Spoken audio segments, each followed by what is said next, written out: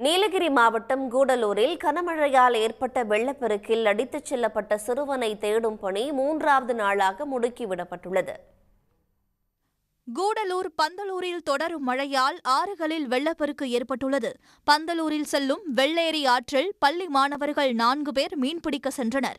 அப்போது கவியரசன், குணசேகரன் ஆகியோர் வெள்ளத்தில் சிக்கி அடித்து செல்லப்பட்ட நிலையில் குணசேகரனின் உடலை அப்பகுதி மக்கள் மீட்டனர். மற்றொரு மாணவர் கவியரசனை காணவில்லை என்பதால் ஆற்றில் அவரை தேடும் பணி 3வது நாளாக தொடர்கிறது. மீட்பு பணிக்காக தேசிய பேரிடர் மீட்பு வீரர்கள் 30 பேர் வரவழைக்கப்பட்டு மாணவரை தேடும் பணியை முடுக்கிவிட்டுள்ளனர். அந்த சந்தர்ப்பம் மாரியம்மன் கோயில் சொல்லி ஒரு ஆர்ச் வச்சிருக்கோம். அந்த புதிர்காடு என்ட்ரன்ஸ் முன்னே 34 இல்ல சார் பெரிய டிஃபரன்ஸ், கொஞ்சம் தான் டிஃபரன்ஸ். பாந்தோனா ஏதோ கார்னர் பாந்தோனா.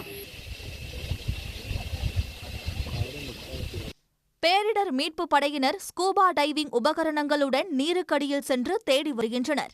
ஒருவேளை மாணவர் கேரளாவுக்கு அடித்து செல்லப்பட்டிருக்கலாம் என்பதால் அம்மாநிலத்திலும் தேடி வருகின்றனர். பருவமழை தீவிரமடைவதால் நீர்நிலைகளுக்கு மக்கள் செல்லக்கூடாது என அதிகாரிகள் தொடர்ந்து அறிவுறுத்தி வருகின்றனர். உடனுக்குடன் செய்திகளை தெரிந்து கொள்ள சன் நியூஸ் பெல் ஐகானை கிளிக் பண்ணுங்க.